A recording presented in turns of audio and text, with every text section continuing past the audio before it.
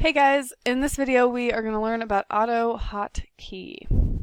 So in order to get AutoHotkey, we're going to go to www.autohotkey.com, or if you just type, search AutoHotkey, it'll be that first thing that comes up.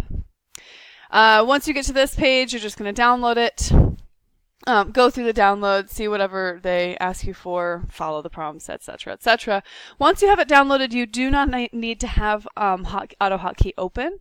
So if it has any kind of dialog box, you can close those things. And then we're pretty much done with that. What you're going to want to do next is go to the VMC folder, which you have access to.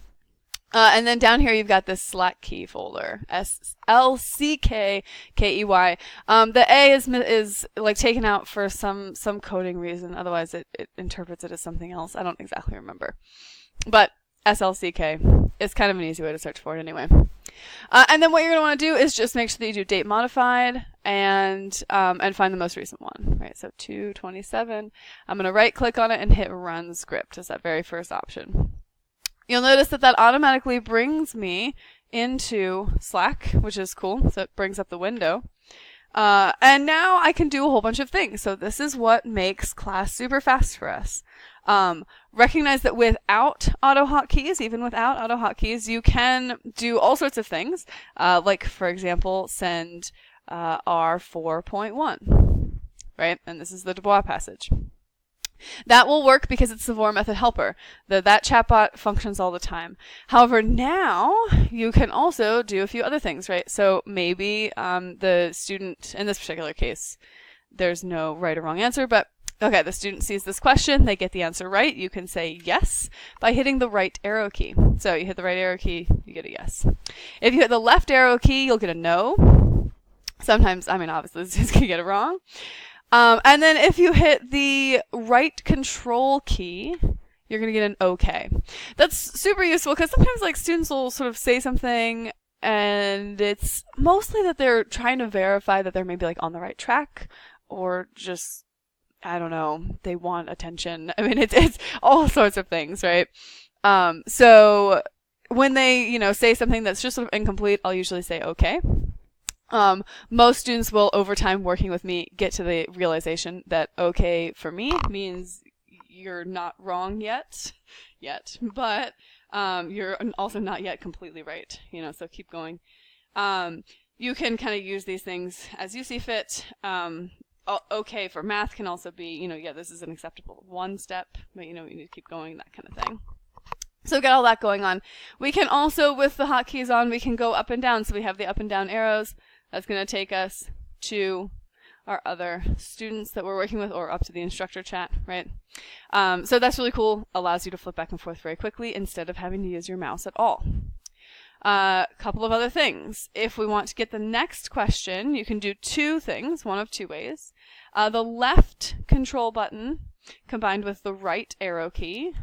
Left control, right arrow, it's going to get you the next question. You can also, by the way, if your hotkeys are not working, type in NEXT exclamation point. That's also going to get you the next question.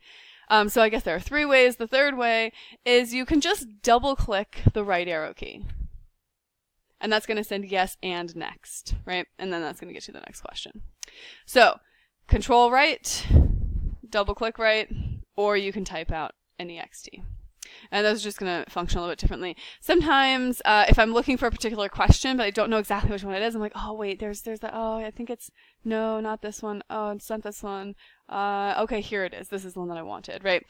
And most of the time we try to write down specific questions, but, that's a way that you can find it.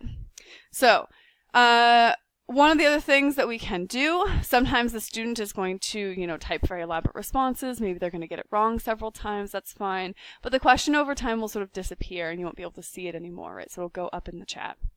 In order to get that question back, the current question back, we can double click enter. So I hit enter, enter. Mine's doing it twice for some reason these days. We still haven't fixed it yet. Yours should do it once, hopefully, but if it does it twice, we'll try to fix that for you as well. But basically the idea is you've got, that same question repeated again. So if it has disappeared, it's going to recenter your student. and get them focused on what they're actually answering. This is critical in math because a lot of times in math, students will take a lot of wrong guesses, and then at some point they'll just literally forget what they're even solving for, right? Totally out of sight, out of mind. So we got to bring it back into sight, into mind. So we have yes, no, okay. We have our up and down arrows, right? Notice that when I type no, it automatically prompts me with some of these thoughts. This is not from the hotkeys. It's actually just from the VOR method helper. That's our chatbot. So you can click on these, right? If I click on this one, it sends that thought, and there we go. It also has the answer, which you can see, so it's super cool. If you want to get to the next hint or next thought, we call them thoughts, here you're going to use the left Alt button and the right arrow key, right? So kind of like next question, except instead of the left control, it's the left Alt. So left Alt, right arrow key, and that's going to give me this. That's the very next thought, and then I can keep going.